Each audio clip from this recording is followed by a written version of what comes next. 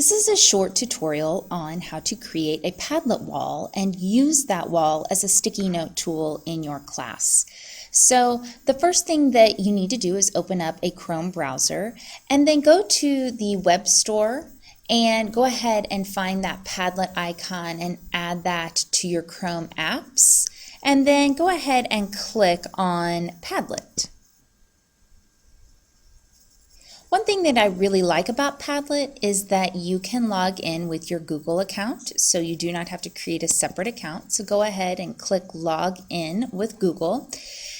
And you're probably going to have to go ahead and type in your Google email address.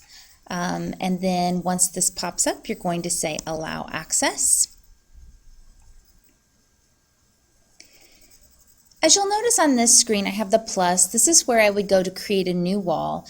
All of these icons, these are walls that we have previously created and used for different trainings or collaboration projects. So I'm going to go ahead and create a new wall and show you how to do that. So simply go to the plus and click.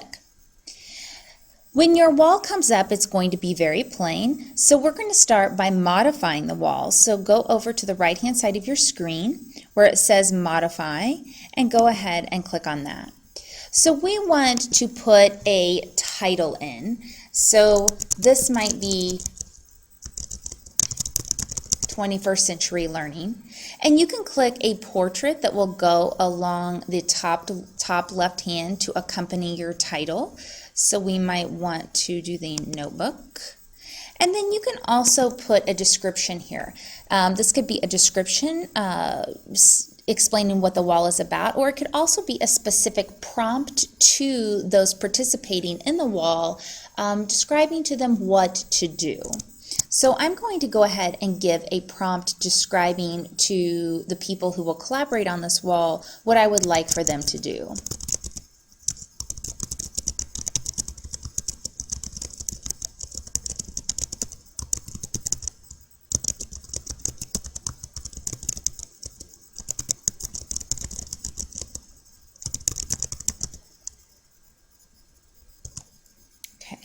And then after I type that, I can make some other changes as well. Now you'll notice that that information was added to the Padlet wall right underneath the title.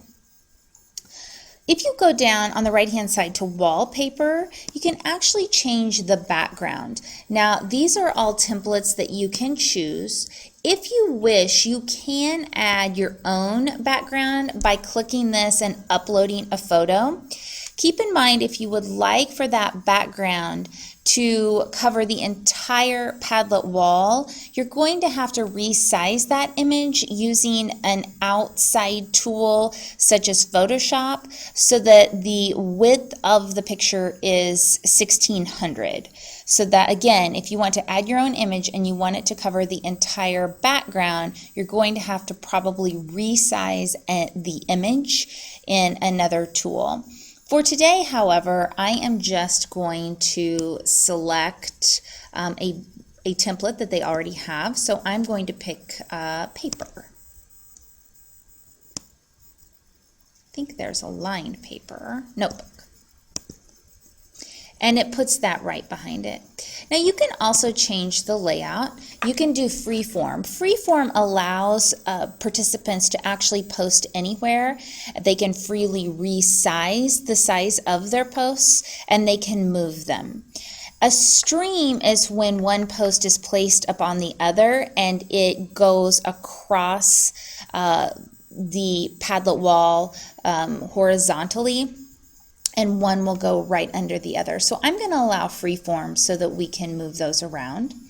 Notice that you also have some privacy settings, so you can make it private, you can make it password protected.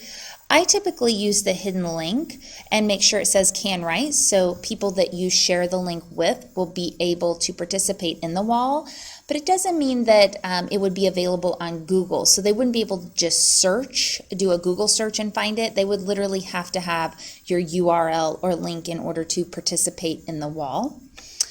And you can also enter specific emails if you only want to share it with emails. But again, I think for most of our purposes, the best way is this hidden link, and make sure it is on Can Write. After you're finished, you can make sure that you get an email once a day if you select this, so you can see what's been updated.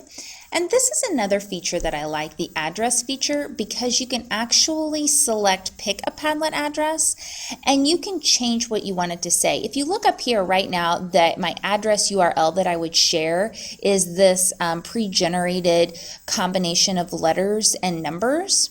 But if I select this, then I can name this something and see if it is available. It has to be between 6 and 20 characters. You can use letters, numbers, underscores, and hyphens. So let's try padlet.com/wall/21learning. Okay, that's not available. 21 learn. Okay, and then I can select this. And right up here, it renames my wall so that I can share then that link with the people I would like to participate in this virtual sticky note communication and collaboration board. So those are some options that I like. When you're ready to share and to allow people to participate, you simply share this link. And to add a sticky note to your board, you just double click and you can write your name. And then below it, you can write in what you want. So 3 tools that I use in the classroom. One would be Padlet. The second one would be Glossy. And the third tool that I really enjoy is Glogster. Now notice you can also add URLs. You can insert images, videos, slideshows. This allows you to attach or upload a file. And then you can also take a photo from your webcam and insert that as well.